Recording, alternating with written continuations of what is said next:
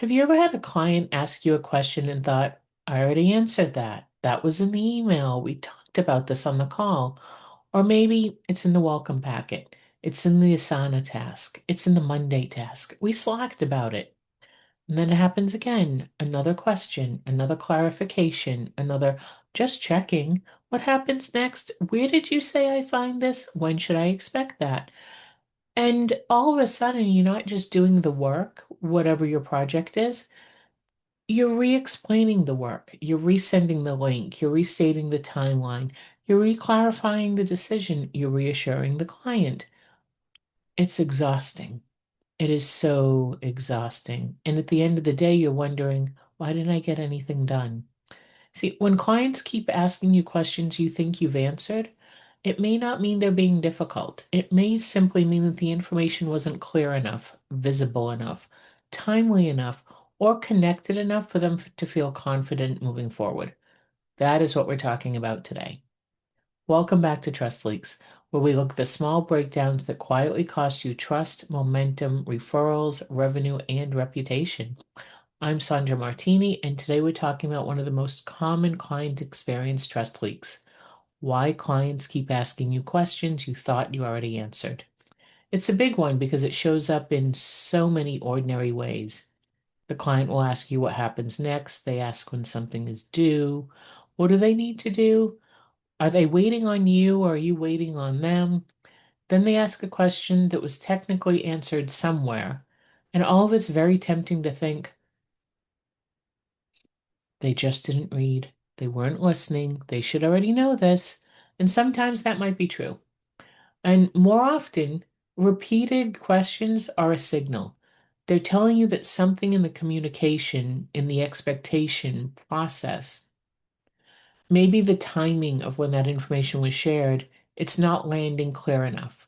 Today, we're going to talk about why this happens, what it quietly costs your business, and how to reduce repeated questions in a way that strengthens trust instead of creating friction. You see, repeated questions are data.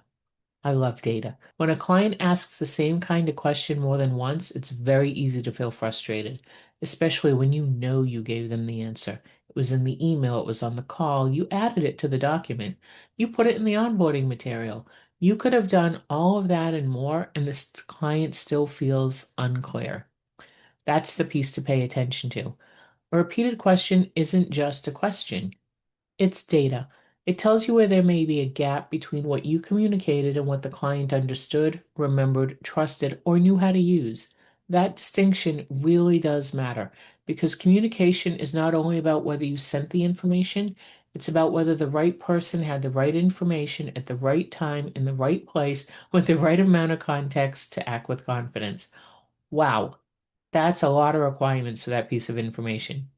However, when one of those pieces is missing, the questions increase. And when questions increase, trust can start to weaken. Again, as usual, it's not dramatic, it's quiet. The client starts wondering, am I supposed to know this? Did I miss something? She seemed a little grumpy on that one. Are we on track? What am I waiting for? What happens if I get this wrong? And that uncertainty, that's where the trust starts to leak. The reason that clients are typically asking these questions that you've already answered is timing. That's one of them. You may have given them the information too early. So let's say during onboarding, you explain the whole A to Z process. Client nods, they get it in the moment. Then 2 weeks later, they reach the part of the process where that information actually mattered. Now they need it again. Not because they ignored you or they weren't listening, but because it's easier to use information when it appears close to the moment of action. Okay, so telling me something 2 weeks ago for something I need to do today, I'm going to want to know more. The second reason is visibility. The answer exists, but it might be buried. Buried in a long email, buried in an Asana task, it's in a PDF somewhere, it's in a call recording, it's in a Google Drive. The place where things go to get hidden and buried and becomes a treasure hunt for files. It's in a project board that they haven't even looked at since kickoff. From your perspective, the answer is right there. You put it there, it's right there. From the client's perspective, All of these things exist. Where do I go to find the answer? And hard to find often feels unclear. Another reason they're asking? Ownership. They may not know who owns the next step. Are they supposed to do something? Or are you supposed to do something? Is Joe supposed to do it? Are they waiting? Are you waiting? When ownership's unclear, they ask more questions because they're trying to orient themselves. Fourth, expectation drift. You may have set the expectation once, time passed, the situation changed, the client's memory softened, new details came in. Now the original expectation, it's no longer as clear as it once was. Things feel like they've drifted, they've shifted. Okay, expectations need reinforcement, especially during longer projects or multi-step services. We need to ensure that we're on the same page, not just here at the beginning, but here and here and here, because things can drift. And we did an episode earlier around expectation drift. We'll include that in the show notes. And then the last one, it could simply be that they need emotional reassurance. Sometimes the client's not asking because they need new information. They're asking because they need confidence. They want to know they're still on track. They want to know the timeline still holds. They want to know they didn't miss anything. They want to know the project is still moving. That kind of question, it's a whole lot less about facts and more about trust, understanding, and building confidence. Now, let's say you're answering all of these repeated questions. It may seem small. Yeah, it took me 30 seconds. It took me 20 seconds. So it's all these little small things. They might even feel like great customer service. And to a point, all of that's true. However, the issue is when the same questions keep happening because the experience isn't clear enough. So here we have several costs. Time, obviously. Every repeated answer takes at least a couple of minutes when you pull everything in. A few minutes here, a few minutes there, a quick reply, a resend, a clarification. All of these moments add up. Second, and this is where people often discount it, it costs focus. Repeated questions pull you out of deeper work. Whatever you were doing, that question that you stopped to take a couple of minutes to answer, it's interrupted your day. It's created some mental clutter. It may feel like you're managing the same exact thing over and over and over again. And third, it costs client confidence. This is the part that most business owners miss. They may appreciate your responsiveness, but still kind of wonder why they needed to ask the question in the first place. If they keep feeling unsure, they may start to question the process, not because the work is poor, but because the path feels fuzzy. It also costs scalability. If your business depends on you personally answering the same questions again and again and again, the process cannot grow cleanly. You become the clarity hub. Everything's got to run through you. It's tiring, it's inefficient, and it's risky. And then finally, it can cost referrals. While they may love the outcome and remember the experience, what they are actually going to remember is that the experience was probably harder than they expected because they had to ask so many times. When people refer, as discussed in the last episode, they're putting their credibility on the line. A smooth experience makes referrals easier. A confusing experience makes referrals feel less safe. So, let's take a moment and look at the trust leak underneath the question. It's usually not a big failure. It's usually a small gap in one of four places: expectation, timing, ownership, or visibility. Expectation means the client doesn't fully understand what should happen. Timing means the information didn't arrive when the client needed it most. Ownership means the client doesn't know who is responsible for the next move. And visibility means the information exists, client can't easily find it. They don't know where to start looking. When those four pieces are clear, the client feels more confident. They know what's happening. They know what they need to do. They know what you're doing. They know where to look. They know what comes next. And that confidence builds trust. When those four pieces are unclear, the client has to work harder. And when the client has to work harder to understand the experience, the trust starts leaking. So, let's look at 5 ways to reduce repeated questions without making the experience feel cold or overly automated, which is key in today's world. First, move the information closer to the moment of action, timing. Don't rely only on explaining everything in the beginning. Clients don't need all the information at once. They don't want to hand you a credit card and get this waterfall of information that just feels like they've been buried under a mountain. They need the right detail when it becomes relevant. So instead of giving this massive client overview at the beginning and hoping and praying that they remember, just build reminders into the process.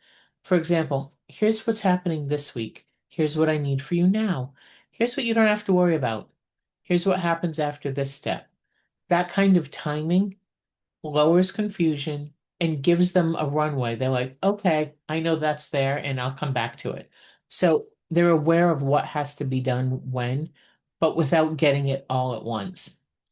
Second, make the next step impossible to miss. Every communication should make the next step very obvious, not buried, not implied, not scattered across 5 paragraphs. You can say, your next step is, what I need from you is, no action is needed from you right now. I will follow up on Friday. This is waiting for approval from you. Simple language prevents unnecessary questions. Did you see how crystal clear that was? I wasn't saying, well, and then, and blah, blah, blah, blah, blah. Long emails? No. Short, to the point, kind, personal, obviously, but make it very clear what the purpose of that email is and what the next steps are. Third, create one visible home for key information. If the answers live in too many places, clients are going to ask where to find things. Create one place that's obvious to them for the essentials. Is it a client portal?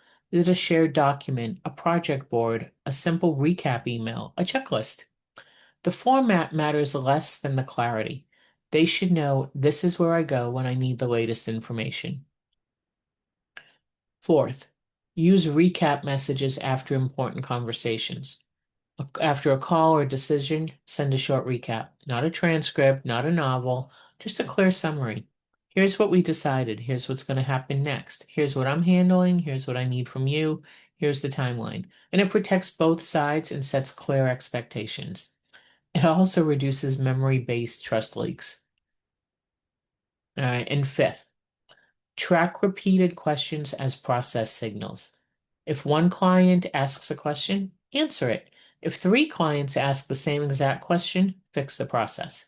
The question is showing you where the experience needs more clarity. You can add that answer to the onboarding to the project board. Move it into the right step, create a template, add a reminder, and clarify the handoff. Repeated questions are one of the easiest ways to find process leaks because your clients are showing you exactly where they're unsure. So if you want to improve your experience, listen to those questions and get them into the right pieces of the project, okay, or of the service. Now, here's a simple repeated question check.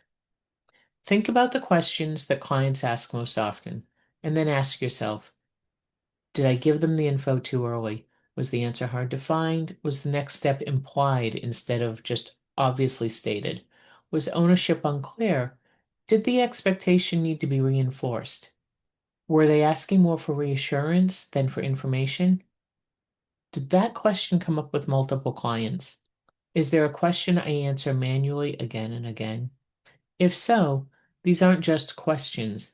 These are trust leak opportunities. It's your opportunity to improve the experience, make it smoother, clearer, and much easier to trust. Make sense? See, I want to be clear here. Our goal is not to make the clients afraid to ask questions. Not at all. The goal isn't to remove all human communication from your business. I'm as far away from that as possible. Questions aren't bad and clear communication matters.